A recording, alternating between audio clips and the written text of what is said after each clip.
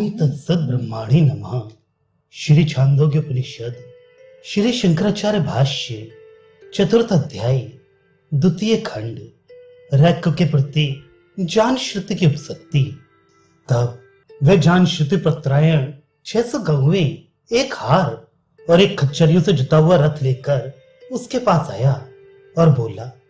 तब सेवक के कथन से ऋषि का ग्रस्त आश्रम संबंधी अभिप्राय और धन की इच्छा जान वे जान श्रुति पत्रायण 600 गौएं, निष्क अर्थात गले का हार और एक अश्वतरी रथ, 2 अश्वतरियां खच्चरियों से जुता हुआ रथ, ये इतना धन लेकर रैक के पास चला और उसके पास जाकर अभिवादन किया, अर्थात कहा, हे रैक, ये 600 गौएं, ये हार और ये खच्चरियों से जुता हुआ रथ मैं आपके लिए लाया हूं।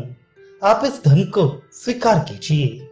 हे भगवान, आप मुझे उस देवता का उपदेश दीजिए जिसकी आप उपासना करते हैं। हे रैक, मैं आपके लिए ये 600 गौएं लाया हूं तथा ये हार और खच्चरियों से जुता हुआ रथ भी लाया हूं।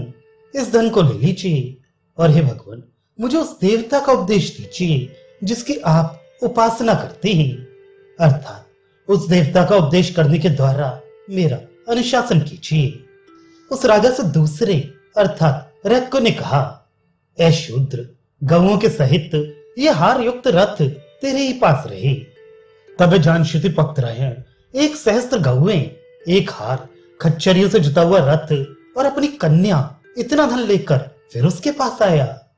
इस प्रकार कहते हुए उस राजा से उस द्वितीय व्यक्ति रैक ने कहा, हे शूद्र, जो इस कर्म के लिए अपर्याप्त थे, ऐसे इस धन से मुझे कोई प्रयोजन नहीं है।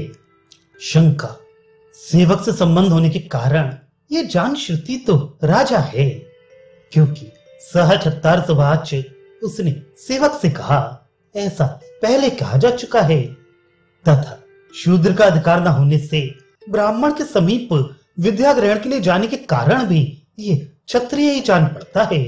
फिर रैक ने, हे शूद्र, ऐसा अनुचित शब्द क्यों कहा? समाधान, इस विषय में आचार्यगण ऐसा कहते हैं कि हंस का वचन सुनने पर इस जान श्रुति में शोक का आवेश हो गया था। उस शोक से अथवा रैक की महिमा सुनकर वह द्रवीभूत हो रहा था, इसलिए ऋषि ने अपनी परोक्षज्ञता प्रदर्शित करने के लिए उसे शूद्र कहकर संबोधन किया, अथवा वह शूद्र के समान केवल धन के द्वारा ही विद्या ग्रहण करने के लिए उसके समीप गया था, शुश्रूषा द्वारा ग्रहण करने नहीं गया, इसलिए उसे शूद्र कहा हो।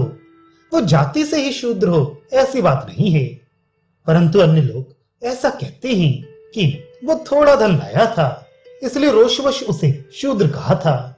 बहुत सा धन लाने पर उसे ग्रहण कर लेना इस बात को सूचित करता है।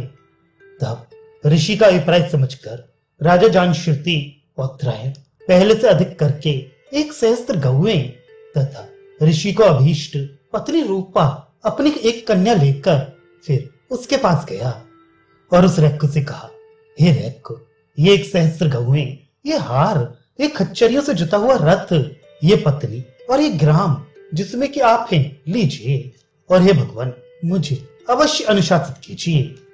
तब उस राजकन्या के मुख को ही विद्या ग्रहण का द्वार समझते हुए रैक ने कहा, अरे शूद्र, तू ये गौएं आदि लाया है, सो ठीक है, तू इस विद्या ग्रहण के द्वार से ही मुझसे भाषण कराता है। इस प्रकार जहां वह रैक को रहता था, वह रैक पर्वण नामक ग्राम महावृष देश में प्रसिद्ध है। तब उसने उससे कहा और रैक से कहा, हे रैक, ये 1 सहस्त्र गौएं, ये हार, ये खच्चरियों से युक्त रथ और ये पत्नी अर्थात आपकी भार्या होने के लिए अपनी कन्या लाया हूं, तथा जिसमें आप रहते हैं वो गांव भी मैंने आप ही के लिए निश्चित कर दिया है। हे भगवान, इन सबको ग्रहण कर आप मुझे उपदेश कर ही दीजिए। ऐसा कहे जाने पर भार्या होने की लाई गई उस राजकन्या के मुख को ही विद्यादान का द्वार अर्थात तीर्थ जानते हुए रैक ने कहा, ऐसा इसका तात्पर्य है। इस विषय में विद्या का ये वचन प्रसिद्ध है, ब्रह्मचारी, धन देने वाला, बुद्धिमान, श्रोत्रिय, प्रिय और जो विद्या के बदले में विद्या का उपदेश करता है, ये 6 मेरे तीर्थ हैं। ऐसा जानकर अर्थात ग्रहण कर रैक्को ने कहा, तो जो ये गौए तथा अन्य धन लाया है ये ठीक ही है। ऐसा वाक्य शेष है। यहाँ जो शूद्र ऐसा संबोधन है ये पूर्वोक्त का अनुकरण मात्र ही है, पूर्वोक्त किसी अन्य कारण की अपेक्षा से नहीं है। इस मुख यानी विद्या ग्रहण के द्वार से ही तू मुझसे आलाप अर्थात संभाषण करता है। वे रैक्कपर्ण नाम से प्रसिद्ध ग्राम महावृक्ष देश में है। जिन ग्रामों में की रैक्को रहा करता था वे ग्राम राजा ने इस रैक्को को दे दिए। इस प्रकार धन देने वाले उस राजा को रैक्को ने विद्या का उपदेश किया।